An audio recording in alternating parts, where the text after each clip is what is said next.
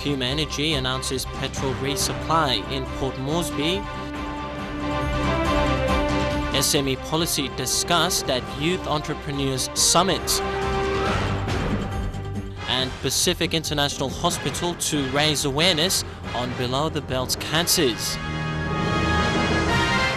This is National EMTV News with Tokana Hasavi. A very good evening to you and thanks for joining us for Tuesday's news. Puma Energy has announced today that they will resume supplying petrol to the Port Moresby market starting tomorrow. Petrol supply to the Port Moresby market was suspended on September 2nd following the lack of liquidity in the foreign exchange market. However, in a statement released today, Puma Energy Country Manager Jim Collins says collaboration between the company, the government and the central bank has enabled them to recommence supply.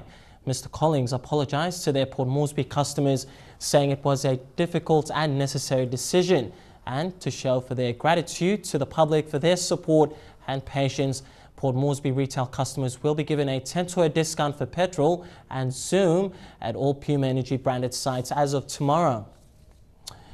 The small to medium enterprise policy's primary objective is to change the landscape of how business is conducted here in PNG.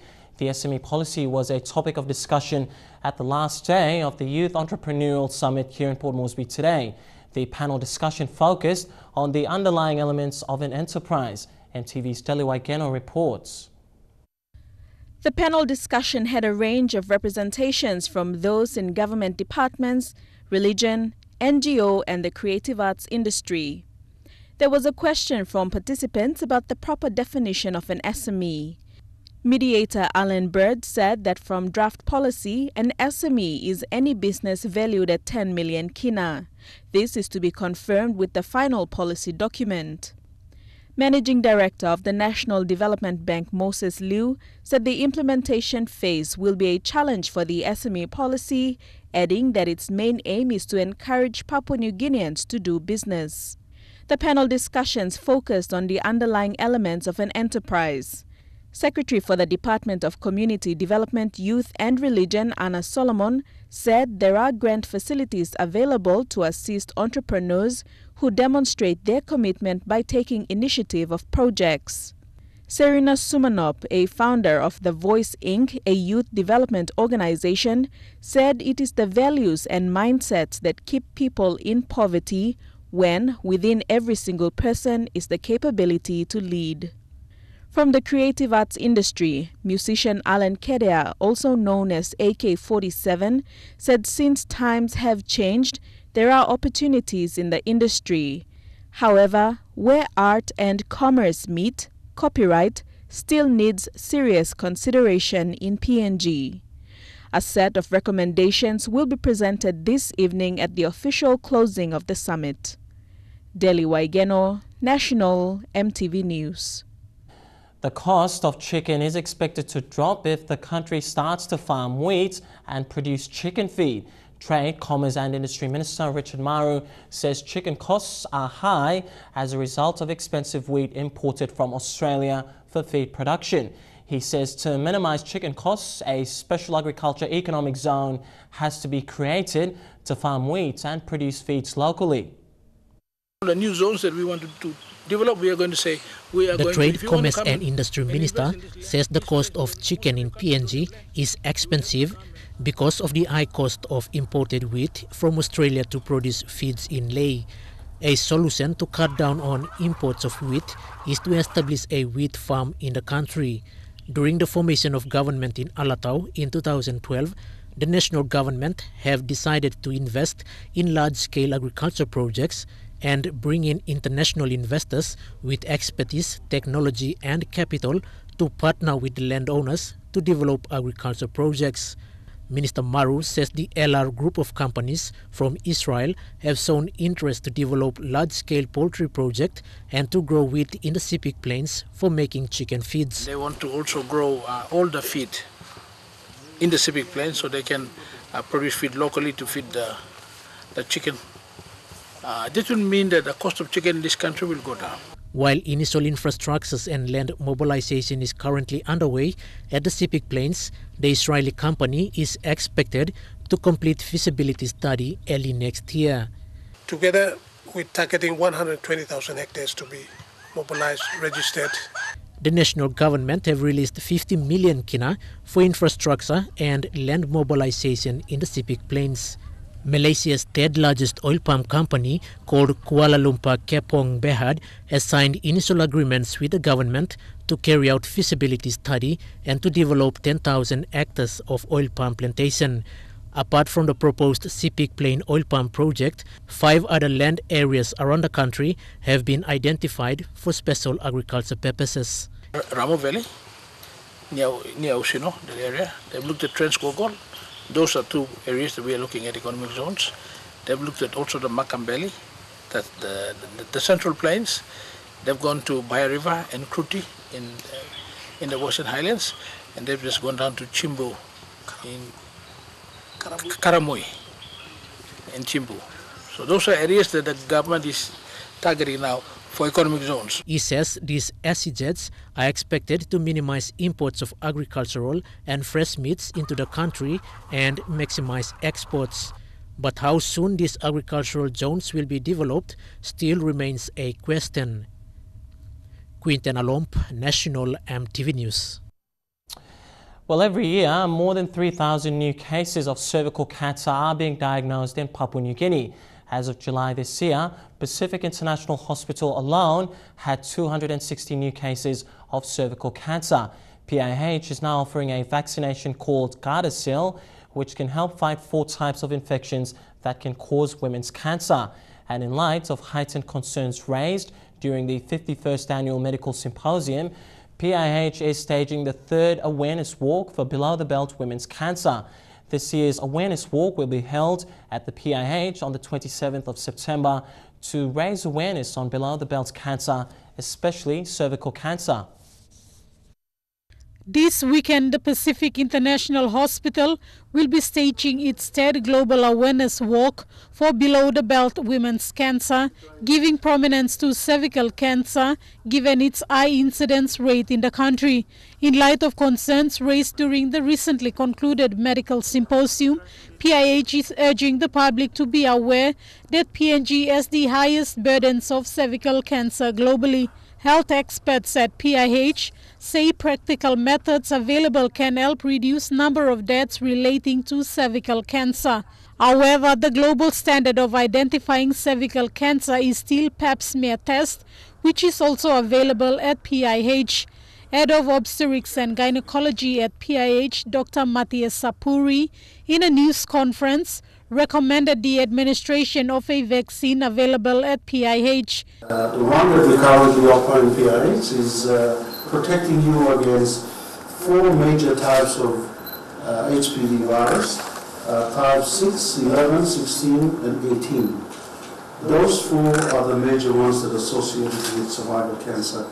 It was highlighted that Pap smear screening is cheaper compared to the way other cancers can be detected, and with the availability of this vaccine, cervical cancer can be prevented.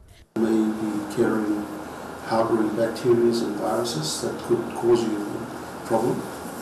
So I think it's important that the public should be advised that please do not use those because there is a potential risk that you might do more harm to yourself than good. This year's awareness walk will involve students from UPNG's medical faculty, Port Moresby General Hospital staff, members of the medical profession, and teams from corporate houses. Michelle Amba, National EMTV News. You're watching National EMTV News tonight. 2015 Education Conference set to get underway in Goroka tomorrow, and we find out more about the Look in PNG Now Expo. All that and more when we come back. Stay with us.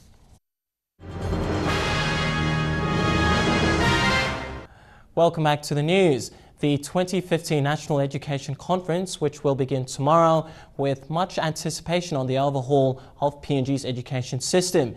Executive Dean for Education at the University of Goroka, Associate Professor Dr. Caleb Malpo, says teachers education and effective service delivery are topics which will be discussed. Dr. Malpo says with the country celebrating 40 years of independence, PNG can learn from its past and establish a new path for its education system. This conference, we can read some ideas as to what kind of quality teacher education we should be promoting. And we know that a couple of curriculum reforms have taken place, and so at this conference it would be a reflection of those. And then, of course, to see what lessons can be learned so that we strategize for the next 40 years. Back to basics education is what the country needs to improve the standard of education. This is the strongly held view of long-serving layman Frank Evans and St. Ignatius head teacher Hilary Suamba. St. Ignatius Secondary is enrolling grades 7 to 12, and both men believe the curriculum taught back in the 80s and 90s is suitable to improve education standards and student discipline. This follows the recent removal of the outcome-based education curriculum, which was criticised and labelled as contributing to the drop of education in PNG.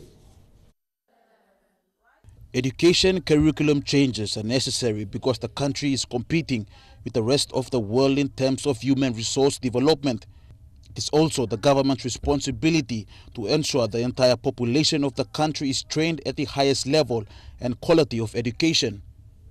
The country has gone through a number of education reforms, but the recently removed outcome-based or OBE curriculum has somewhat lowered the standards of education in the country. One of the longest-serving laymen in Papua New Guinea, Frank Evans, shared his views on the topic. What I considered the academic standards were lower than what I had seen when I had come 35 years earlier. Mr. Evans also blamed the drop in academic standards on the current teaching of elementary school children, in which he believes should start learning at the primary school level at grade 1. Elementary education is a disaster. I cannot see that unqualified people being trained for too short a period of time can possibly be effective in treating the most important group of children educationally. That's the group between 3 and 8. St. Ignatius Back to Basics education started last year, with the secondary school taking on its first grade 7 using the lower secondary syllabus. I feel that the future lies in that area. We were able to see some of the disadvantages of outcomes-based. We clearly saw a drop in the standard of education. The school's head teacher Hilary Suamba also shared similar views and stressed the importance of the Back to Basics curriculum for St. Ignatius. From our understanding and experience, that is the best structure. It has been in place for a long time, and people have seen the success of that system. We have also, since taking on the grade 7s, realized that there has been a great improvement in terms of discipline as well as academic achievement. Suamba said the basic structure called 266 is what the government must implement before implementing the readjusted standard-based education curriculum. We simply have to go back to that structure to bring back our low standards of education. Stanley Over Jr., National EMTV News.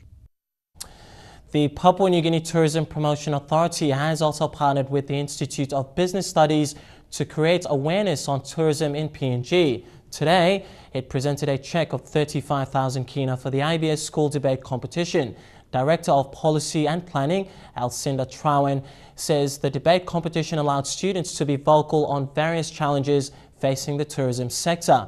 It has also helped TPA to effectively plan in dealing with these challenges. It's a perfect avenue in which we can get the message out there. And it also adds on. It's quite timely because what we're doing in the presentation today actually falls in line with Tourism Week this week. And Alice will make a little bit more mention of that. So it's actually really, really timely that we start off right off the bat with this presentation to schools for awareness, and then head off during this week all about generating tourism awareness, leading to the tourism industry event, which happens Sunday and Saturday this weekend. In having faith in this competition with the aim of developing young leaders of our nation, we thank you once again, and we hope to continue the partnership in the future. The Board of Petroleum Resources Kutubu, or PRK, has announced a 40 million kina final dividend payment for 2014. PRK is the largest subsidiary landowner company managed by the Mineral Resources Development Company, or MRDC. From the 40 million kina dividends, 40% will be distributed to the Gulf and Southern Highlands provinces, while 60% will be distributed to the Fasu, Foe and Kikori pipeline landowners. The announcement of the dividend was made at a media conference by the Board of Petroleum Resources Kutubu Limited, excluding 3 of its members who were absent due to other commitments. Managing Director of MRDC, Augustine Mano, who is also a Director of Petroleum Resources Kutubu Limited, said PRK's financial performance in 2014 was phenomenal. Petroleum Resources Kutubu also is proud to celebrate its achievement since oil started flowing from Kutubu in 1992. The board has declared from the audited financial audited financial reports a dividend of 40 million. PRK consolidated gross revenue for 2014 was over 231 million kina, compared to over 138 million kina in 2013. Net profits more than doubled from 65 million kina in 2013 to over 120 million kina in 2014. The remarkable growth has been attributed to 3 factors. First is the 6-month sale of LNG cargoes. Second is the reduction of corporate tax rate from 50% to 30%. And finally, dividend flows from other investments. We need to take this bold decision to be in the joint venture partnership approach so that we realize the full potential of our resources, and that is the way forward. That is the way. The board of PRK has invested 240 million kina over the last 4 years from their cash flow to finance their equity stake of 1.12% in the PNG LNG project. The investment decision is finally paying off. Over the last 5 years, PRK's total assets have more than doubled from over 780 million kina to now 1.55 billion kina. Net assets have also grown from 708 million kina to 965 million kina. PRK through MRDC is not frightened to take the risk. And I think we've taken a very big risk in investments. And I think those investments we've taken are solid and sound, and they're good for us in the returns. Abraham Murepe, chairman of PRK, said the board wants the people to receive the benefits of their resources, and he urged them to put the money to good use. Despite the downturn of the price of oil and reduction in the LNG revenue, Mr. Mano is confident that next year will see dividends from other investments outside the petroleum sector. Deli Waigeno, National EMTV News. And now let's take a look at the finance news. The kina closed 10 points lower at $0.35 in the interbank market. At Bank South Pacific, our kina was trading at $0.3425, $0.4765 Australian dollars, $0.3028 euro, and 40.91 Japanese yen. Looking at commodity prices at New York close, gold, coffee, cocoa, and copper closed the day higher, while palm oil closed the day lower. Crude oil and copper closed the day higher as well. And finally, on the stock market, the Dow Jones closed at 126 points higher, the ASX closed at 98 points higher, and the All Ordinaries closed at 104 points higher as well. You're watching National EMTV News tonight. Fresh calls from the traditional chief to prevent sale of traditional PNG artifacts. We'll bring you that story when we come back. Stay tuned.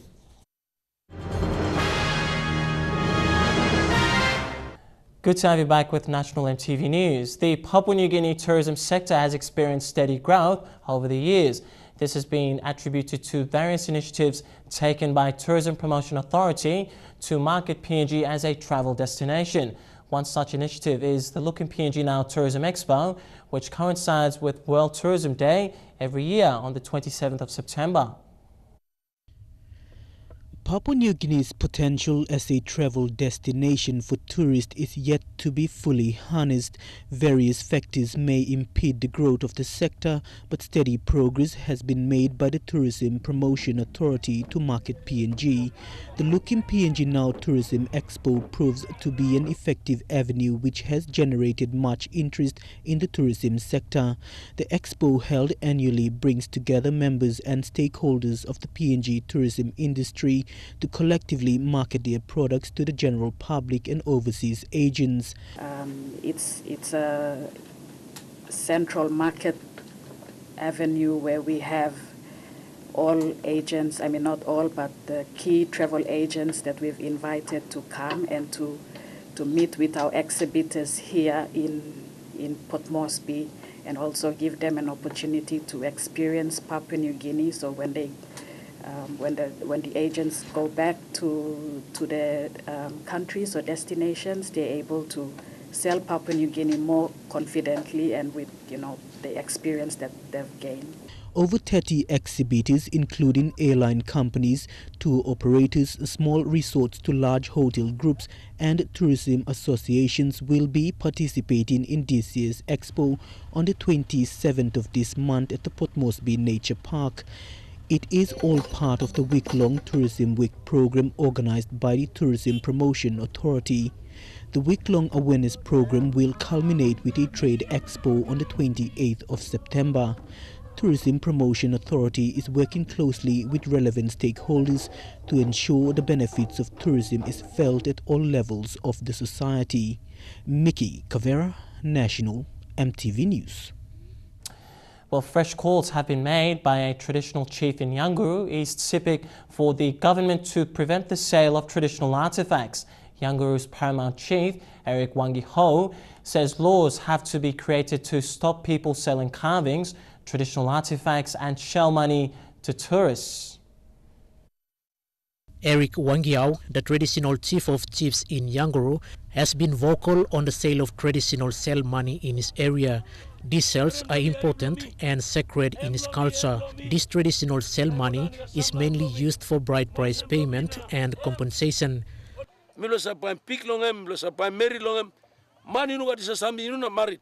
Traditional history cannot say how this big shell money is made, but it was believed to have been made by unseen spirits. These thin white shells are made from giant clam shells. Today, the existence and value of this shell money is still treasured in Yanguru Sausia electorate. However, people are now selling them to tourists. Now, Salim, value belong only throw through Sambla Salim 1,000 I come down. Now that's only selling 5,000 nanda. The chief has called on the government to protect the sale of such traditional monies, including carvings and artifacts, to tourists. They have organized a program called Yanguru Sausia Cultural Heritage, aimed at teaching young children the importance of the shell money, culture and tradition. Quinton Alomp, National EMTV News. Well, this week, 30 accountants in Lae attended a one-day accountancy workshop. The training was aimed at skilling accountants with international financial reporting standards. PricewaterhouseCoopers facilitated the workshop, attended by accountants from more than 5 corporate businesses. CPA PNG ran this accountancy training at Lae's International Hotel for Lae's practicing accountants. 30 professional accountants were taught on the standards of international financial reporting at this one-day workshop.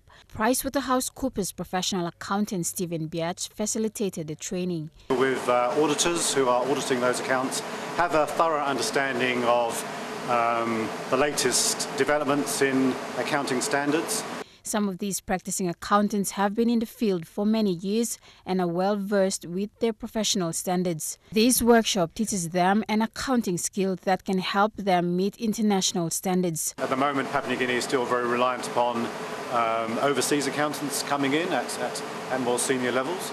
but by providing accountants training such as this. CPA PNG continues to encourage such trainings to improve local accounting expertise. Colin Barilai, National EMTV News, Leh.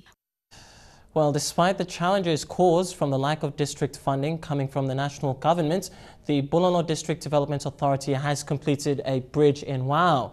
The Wau Bridge costs around 2.4 million kina, while the Bulolo District has received 2 million kina out of the 15 million kina district funding allocation from the national government for this year. The bridge was built on a credit basis. The Bulolo District Authority literally had a verbal agreement with the contractor who built this bridge over the Wau River. Bulolo MP Sam Basil, whilst opening the new bridge, said the district has only received 2 million kina of the 15 million kina district funds. He later explained that the cost of this project would be shouldered on the contractor and supplier until the DDA can pay them. It costs a lot of money. But I'm very grateful that we have a very understanding people around that they've taken my word before going ahead to implement projects. So we are very lucky to have those kind of people around. This isn't the first time that the Bulolo MP has come out publicly stating cash shortfalls in the district. Last year, he did the same when Bulolo didn't receive its full slice of the district funding allocations. The Bulolo District Authority has been able to build over 8 bridges in the last 2 years with the funding they have been receiving. The Bulolo District is a fairly large district. Places like Goraina and Warrior need service delivery. Now, with the shortfall of funding, that puts a strain on district resources. Bethany Harriman, National EMTV News, Leh. Meanwhile, Deputy Opposition Leader Sam Basil says there are some knighthoods, medals and awards given to businessmen that need to be revoked. He said this at a recent public speech when he was talking about the development challenges in rural Papua New Guinea. Basil says whilst most of these men made millions of kina in the country overnight, Papua New Guineans in rural areas still suffer, and those who help them more deserve the award more. Something time you gonna government, me barausim back or sign a man or give him more. Me barausim back or white man only working business lawyer na. Come up overnight millionaires na. Give us a PPI yet, only calling or say. When Sam Basil goes to government, all the shares and the knights in the countries will be removed. All man only save the bush place was them Dr. Boy. Only prime legally PPI balance blow no similar wow na. Only wow stop ya. They are the shares of this country. The USAID's Foreign Disaster Office, or OFDA, has allocated 100,000 American dollars to the International Organization for Migration to assist with El Niño affected communities in the Highlands region. Frost and drought have damaged crops, namely sweet potato, which is the staple food in the region, resulting in starvation. With rivers and creeks drying up, schools are open for half days only so that students may collect water. The OFDA assessed the damage in the region along with the NARI and other regional advisors, concluding a need for immediate food assistance, water, sanitation and hygiene. USAID and the US Forest Service have also trained 30 governments and community representatives in carbon accounting. Training in mangrove carbon accounting will include understanding the role of mangroves in reducing climate change, as well as measuring the climate change impact through calculating carbon levels. Well, you're watching National EMTV News tonight. We look at 2 of our athletic role models and their views of PNG's future potential on the tracks. That's and more in Trukai Sports. That's coming up next. Stay with us.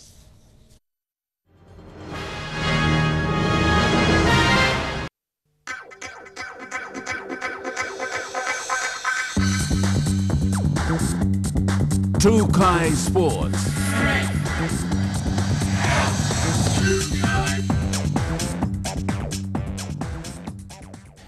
Welcome to Trukai Sports. Well, Papua New Guinea sprint sensation Toya Whistle was in the country to witness the 3rd Southern Regional Athletics Championship held last weekend at the Sir John Guy Stadium. Toya's presence was a morale booster for the young athletes, and she believes PNG has great potential on the tracks. MTV's Rafaela Kaore reports. It was a feeling of déjà vu for the queen of the tracks as she watched the 3rd Southern Regional Athletics Championships. Coming off a successful Pacific Games, Toya credited her success to similar events which gave her the big break. Second time Blomilo come attending this kind looking more. But he got potential athletes start maybe start at this kind level, so we can see there's potential athletes there now. It's good to come Timor. The championships exposed some raw talents, which Toya believes with the right coaching and mentoring could go far. She was pleased to see former athletes like Mai Koime taking on the challenge to develop athletics in PNG. All coaches, like some experienced all coaches now, this and they can come and give something back, back to where experience belong all now. But it's good that some of us are here, and it was really good for see Mai Koime and them coming back and helping out and give something back to athletics, and it's a good thing. With the world-class facilities now available, Toya encouraged athletes to utilize them to improve their skills. First time, got John Guy Stadium, been kind of like all been run low grass track low uni. Nah, this one is much better than previous one, I think 2 years ago. Yeah, so it's much better now. Like all got proper guns and and all athletes. It's not like where me plus start. Rafaela Kaure, National EMTV Sports. On a similar note, PNG high jumper Relly Kaputin believes the potential for future stars in the sport of athletics is very high. Relly spent her off-season time around young athletes at the recent Southern Region Athletics Carnival held at the weekend here in Port Moresby. The Pacific Games multiple gold medalist was one of the few big names, including Toya Whistle, assisting as carnival officials. EMTV's Shane Soroya has more on this story. Currently the national record holder in the triple and long jump and the Pacific Games, Relly Kaputin is easily regarded as the best in the region. After setting new national record in both events, she has decided to devote her time to teaching the new generation of budding athletes. Like encourage him or young people marry naman lo side the sports no good all young people man marry ball thing or some sports for good for something, but lo me we look at the sports and for good for something because I'm bringing me come this far with studies and also in with my career in athletics. Seen as a role model to young children, Kaputin spent time in her native Kokopo and said the chance to give something back to the country was an awesome feeling. And I think it's really a good idea for some athletes like me and Nelson Stone and Toya Whistle and them to come out and go out to the community or to young athletes and encourage them to give motivation and talk to young athletes to take part in sports. She now encourages young aspiring athletes to focus on their respective sporting codes and education. They are doing better in sports, then they can get scholarship or they can join the development squad in Papua New Guinea, and they can be there and they can get scholarship to go and do their study and continue with further studies and other stuff like that. By January, she leaves for the United States to continue her studies and training, with the Commonwealth Games set firmly in her sights. My next upcoming event is the Commonwealth Game, so I'm looking forward for it, and I'm going there and I'm going to train for it. Kaputin believes that parents should be supportive of their young children if they are to pursue sport as their career, and missing on formal education is not the end. Let your or Pikinini go involved in sports, because one really good thing about me, I didn't do better in school, but because miss a school and miss a pillar one time, and when I completed my studies in high school, I didn't get a placing in college or university, but then they gave me a scholarship in sports. That's why I travel overseas just because of sports, and I'm doing my study also. So one really good thing is that just let your children go out there and enjoy themselves in sports, because you never know, anything can happen to them. Shane Soroya, National EMTV Sports.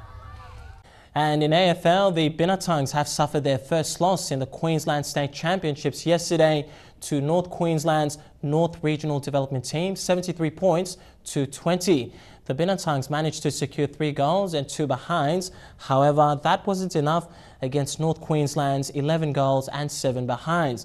Lay-based Alden Schmidt, Ishmael Kaimur and Lawrence Pagol, all of them scoring off the boot for the Binatongues. With the majority of new faces in this year's team, the squad has taken the first game as a stepping stone to tackle their next few matches, and we wish them all the best. Well, True Guys Sports continues after the break. Stay tuned for all your sporting action.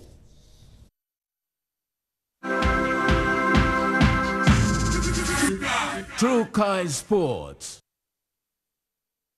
Good to have you back with True Guys Sports. With the experience gained from the recent Pacific Games here in Port Moresby, Team PNG's basketball team was able to showcase their skills in the 3-on-3 basketball comp at the Oceania Championships in Australia.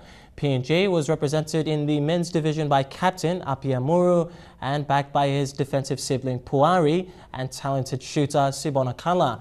Despite the first ever 3-on-3 champs competition, PNG defeated Fiji and Cook Islands but lost their winning momentum to Australia in a close match encounter which ended with a scoreline of 13 points to 11. PNG eventually played off for bronze but saw a disappointing loss to Guam, 21 points to 14. Well, after a heartbreaking loss the day before, the Barramundis bounced back to thrash the Southern Force in the second match of the South Australian Cricket Association Premier League campaign at the Marara Cricket Grounds 2 in Darwin at the weekend. Batting first, the Barramundis posted another huge score, scoring 8 from 287 of their allotted 50 overs against the Southern Force. In reply, the Southern Force took to the bat, but there was no match for the Barramundis' bowling attack, being bowled out for 166 in less than 41 overs. The Barramundis have a couple of days off before taking on the Northern Territory Strike in another practice match tomorrow before the Saka Premier League continues next weekend. Well, with Day 5 looming, the rugby world is gearing up for the second round of pool matches. Dubbed as the Brave Blossoms, Japan caused a stir when they beat rugby powerhouse South Africa last weekend. The win has seen their ranking jump from 13th to 11th over rivals Scotland, whom they will face in their second pool match. All eyes will be on the number 9 jersey for the Wallabies as star scrum half Will Genia was named in the lineup to face Fiji. And France's coach Philippe Saint-Andre has been named as the winger. Remy Grosso to replace an injured Hohen Huget to face Romania. On Thursday, the New Zealand All Blacks will face Namibia. Well, that's where we wrap up True Guys Sports tonight. Coming up next, your weather details for the next 24 hours. Stay with us. True Guys Sports.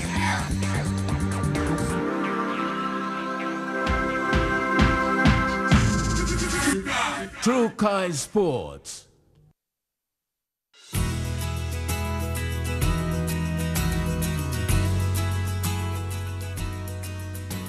Now let's take a look at the weather forecast for the next 24 hours. In southern region, all centres fine and sunny. In Momase, it's pretty much the same thing as well. Fine weather, sunny throughout. In the New Guinea Islands, all centres mostly fine except Lorengau, fine plus windy weather. And in the Highlands, all centres fine, then morning fog. Taking a look at forecasts for small ships for the next 24 hours. But first, there is a gale wind warning current for all coastal waters off Papua New Guinea, except for waters west of Bogia to Wewak through to Aitape to Vanimore, including the northern PNG-Indonesian border. Now let's take a look at waters of southern PNG-Indonesian border through Torres Strait, Daru to Kiwai Island, Karamar to Yule Island, Hood Point to Samarai Island, Finschhafen including Vitia Strait, Siasi Island through to Long Island, Manus and its western group of islands, including New Island to New Britain and Bougainville, seas of 1.5 meters to 2.5 meters, waters east of Kiwai Island to Karamar, Yule Island through to Hood Point and Samarai Island, seas of 0.5 meters to 1.3 meters, and lastly, waters of eastern and western Milne Bay Islands and waters of Samoa Island through to Cape Vogel and Finschhafen, seas of 0.5 meters to 1.5 meters.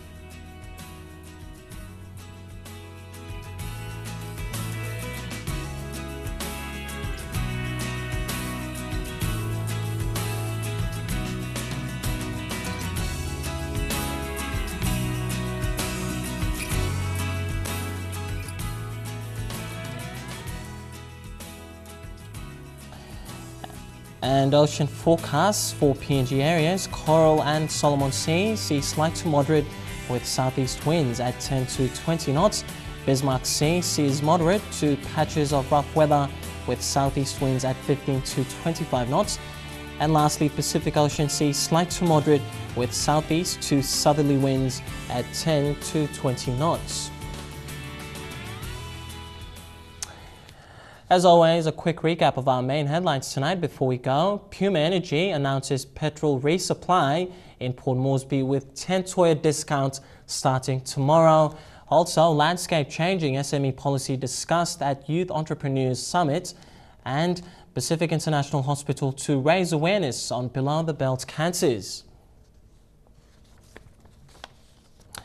Well, that's been the news, sports and weather for today, Tuesday, September 22nd, 2015. On behalf of the EMTV National News Team, I'm Tokana Hasavi. You take care and stay happy. Good night.